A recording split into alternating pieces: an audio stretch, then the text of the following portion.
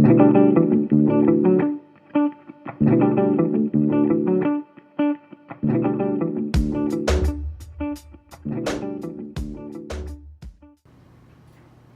order to do any of my work for this project, there are some staple pieces of hardware which are fundamental to the process of making a music video. I've been using the computer for many years, so I was very confident in my abilities to utilise its properties. The computer itself contains software that I used throughout the process, and most vitally, editing software, which was used to create the video. I'll speak more about this later on. The main advantage of the computer was that it was fully equipped with everything that I needed. The only disadvantage I could think of was that the storage space for my documents is limited and cannot hold all of the files that I needed for such as the final video. To combat this, however, I saved my larger files onto the D drive, which has a much larger storage capacity and was able to hold all of the documents I needed. Again, there is a disadvantage of this, as the D drive is local to only one computer, unlike my documents or student shared areas, which I could access from home or another computer, meaning that if I needed to do any work on my project, I had to be using the same computer, which is not always possible during free periods or other lessons when other students may be in need of the computer too. Other than this, the computer was sufficient, and despite the issue of accessing the work I needed, I successfully managed to complete my project on time. This was helped by the use of my own computer, an Apple MacBook Air. My laptop was used on various occasions to finish or produce work at home, which had helped me to finish on time. Similarly to the school computer, I am very familiar with the hardware and extremely competent to use it regarding the software that I needed to. As mentioned previously, I could only access work on my documents or student shared area, which meant that it was primarily blog work that was used on the laptop.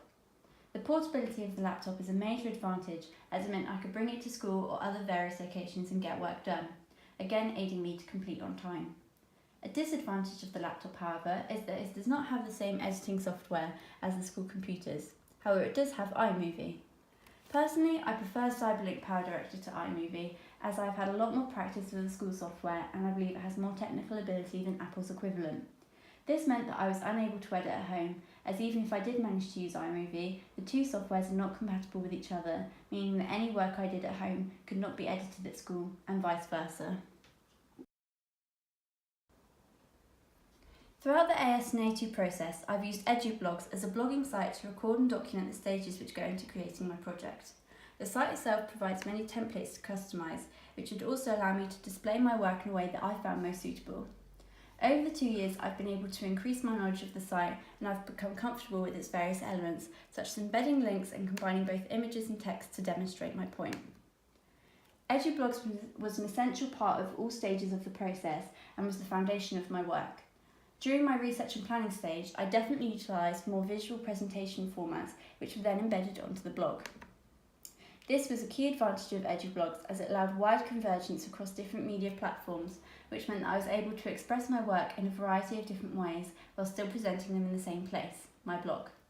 The only disadvantage of this element of the site is that although I was able to present the different platforms, I was unable to edit them directly from the blog. For example, in my categories of music videos post, I was able to add Prezi to show the 3 styles. However, if there was something I wanted to add or edit after embedding it, I would have to do so on Prezi's website rather than through the blog. Overall, however, this is only a minor disadvantage, and I found that it was not that much of an effort to edit on the other sites. Another key feature of EduBlogs which I found extremely useful was its ability to save draft posts. As my lessons at school are an hour long, there are some posts which took me longer than that hour to create. Therefore, the draft feature allowed me to save my progress and return to it whenever I was next available to do so. As EduBlogs is a website, it could be accessed from anywhere, which allowed me to, at some stages, do the work at home or using a different computer. Again, this was a strong advantage as it allowed me to continue my work whenever and wherever I wanted. During the pre-production and production stage, I would say the raw blogging style was used, as there was a lot of text needed with images alongside to use as visual aids as well as evidence for some posts. EduBlogs was very satisfactory for the style, as it features a media library which holds all of the images I have uploaded to the blog. This feature was very convenient because it meant that I could quickly and easily insert images to the blog posts and use editing features such as cropping to make them the perfect size for my post.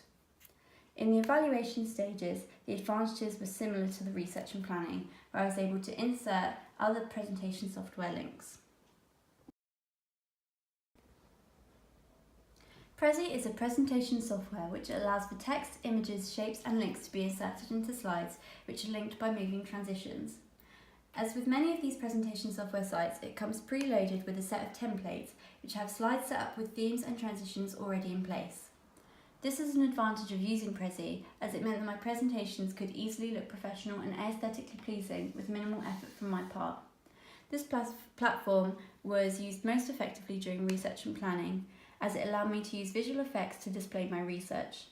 An example of this can be seen in my post for target audience, where I was able to show how the various social groups were linked using a diagram which integrated all 5 collections which I spoke about. Overall, I enjoyed using the software to present my ideas and research. However, the platform is not entirely perfect, as in my post for question 3, I experienced some issues with text size, in that I couldn't fit all of the information that I wanted to, alongside images, without the text being too small to read. This meant that in some cases, I had to spread the information across many slides, which I personally felt was quite disruptive. Other than this, the software was easy to use, accessible across all computers, and was able to embed videos and images, which increased the effectiveness of my posts. Similar to Prezi, eMaze is a presentation software that I used during my research and planning stage for the Media Theorist post. The platform is extremely comparable to Prezi, as it also allows for text, images and videos to be inserted into posts. The major difference I found in the 2 websites was that eMaze would allow me to use a whole page for presenting out my ideas, whereas Prezi would constrict me to the size and shape of the slide. Therefore, an advantage of this software is that it allows me to have more space and freedom in how much I can write on a slide. On the post that I used an eMaze for, I did find that there was still some element of sizing issues, although perhaps this is my own fault for writing too much and using 6 different examples for Andrew Goodwin, which meant I had less space to write. Once again, the preset templates allowed my presentations to look professional, although I still had power to customise the style and fonts. YouTube's platform for posting and sharing videos was a crucial part of my project. In research and planning, it was used to find evidence for the points I was making, such as in my initial posts analysing music videos from Newton Faulkner and the rock folk genre. Therefore, an advantage of YouTube is the ability to share the videos on other platforms, such as my EduBlog site and Prezi or eMaze presentations. Although in my research and planning I used the site as an audience member, I also experienced the other end of YouTube as an uploader. After producing my video, I decided to upload it on YouTube for the reason that it could be shared across various sites. In total, I have shared 3 videos to the site: my final music video, my director's commentary, and this evaluation question. This process of uploading a video is simple but time consuming, as you first have to upload the video, which may take a couple of minutes depending on the file size, and then it has to be processed and published. I found that I was able to add my own thumbnail to the video, for which was especially useful for the final music video, as I was able to use an image which looked professional and would be impressive on the website and blog. The uploading process also allows the user to pick a title for the video and add a description alongside any tags, which would make the video easy to find. Another advantage of the site is that any viewer with an account can post comments underneath my video, which may include some feedback. Unfortunately, there are some issues that come along with the platform. Due to the nature of my music video, the original track for Hit the Ground Running is played over the top of the visuals. The audio is examined by YouTube, who can scan for copyrighted content such as music.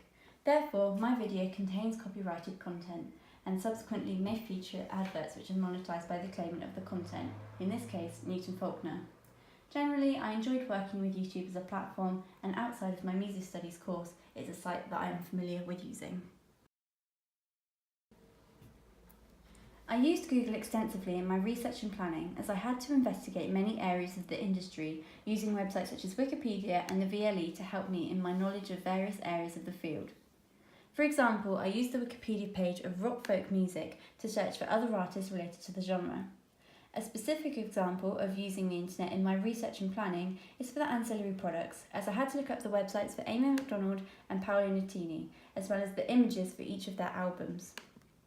The advantage of using websites such as Google allowed me to further my knowledge during the research and planning stages. Wix was the platform I used for creating my website. The software was preset with templates to choose from, allowing me to customise the theme and pages, changing the text, background images and images, as well as the links and widgets for music on Spotify or iTunes. The website was easy to use, Even though I had no previous experience with the technology, I was able to work my way through the website and create an effective style that I was happy with in the end. Although I used a template, the end result was not very similar to the original, as I was able to manipulate so many different parts.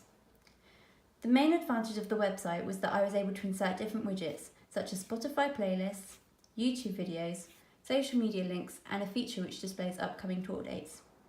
Each of the widgets were also customizable in the layout and style of the icon. For example, when choosing social media logos, there were many different styles to choose from, which allowed me to select the best style to suit the genre of my website. The only disadvantage of the platform was that I found it slow to use. This was only a minor issue and did not prevent me in creating a successful and effective website. It was only an issue with my patience. Overall, the website was very useful and was a major feature in the production of my ancillary product. As mentioned in my evidence of filming, the camera that I used to film the music video was the Nikon Coolpix L820. The camera belongs to me and has been used in several personal projects as well as school projects. The camera is modern enough, although with the recent advances in technology regarding cameras, it seems outdated in the quality of footage, alongside other abilities which would affect the product image. Overall, the camera was mediocre and managed to create my music video. However, I would have preferred to use a camera of better quality if I had access to it. The main advantage of the camera, however, was that I could attach it to a tripod, which would stabilise the footage, a feature that I often used in the creation of my music video. For other videos, such as my director's commentary, I decided to use my iPhone 8, as the quality was much better in both the visual and audio fields. However, the reason I did not use my iPhone camera for the filming in the video was that I felt that it did not have as much storage as my camera had, and also I did not have a tripod for my phone to stabilise the image. For my director's commentary, however, I used the iPhone camera as I decided it had much better audio quality, which is an important feature for the video I was producing, whereas audio quality was unimportant for the music video, as a separate audio track would ultimately be played over the top. Overall, neither pieces of technology are perfect, and in a future product I would try and find an alternative device to film on.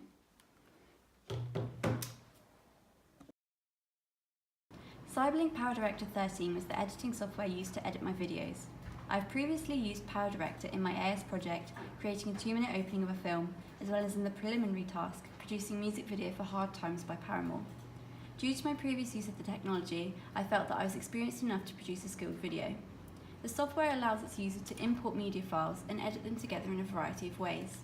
My favourite element of the software was its ability to sync audios, which helps when editing together the lip syncing, as I was able to match clips together in order to create a smooth transition between the clips, which also harmonised with the audio of the song. Another advantage of the software is its facility to insert text, such as a title feature starting at the beginning of my music video. When the video is completed, PowerDirector can export my music video in 8 different formats, which allowed me to choose the best one for uploading to YouTube. A disadvantage of the software is also the disadvantage of the computer, that I could not use it anywhere else, which limited the amount of time that I had to edit. Ultimately though, this isn't really a negative comment about the software itself, but the amount of access that I had to it. Photoshop was predominantly used for my digipack, as I needed a software that would allow me to edit images and create shapes and sizes that would allow me to express my creative potential. I was able to upload the template for the digipack and insert images that I wanted and arrange them using the magic tool and the paste into function, which allow me to paste my images into a specific area. The program is quite advanced, and due to some prior knowledge alongside with help from my teacher, I was able to quickly learn how to effectively use the software in order to create a professional looking digipack. The software has a lot of advantages, such as the extensive list of fonts that we're able to use, including the font that I used on the music video title. This was a great benefit of the technology, as it allowed a professional look of the digipack, as well as corresponding with the other products I created. Again, the disadvantage of this software was that I only had access to it on the school computer, as it was not downloaded on my laptop, meaning that there was limited availability to work with it. As well as this, the software is quite advanced, and although I had some prior work with it, there were times when assistance was needed, which was another limit on the use of Photoshop. Microsoft Word was a small yet crucial element of my project, as on the EduBlog site a major disadvantage is the lack of a spell checker. This was an issue with the technology, as it caused inaccuracies in my posts which looked unprofessional and amateur. Therefore, for many of my posts, I had to copy and paste the text that I had written into a Word document which has the spell checking feature so that I could correct any mistakes which I would then copy and paste back into the EduBlog site.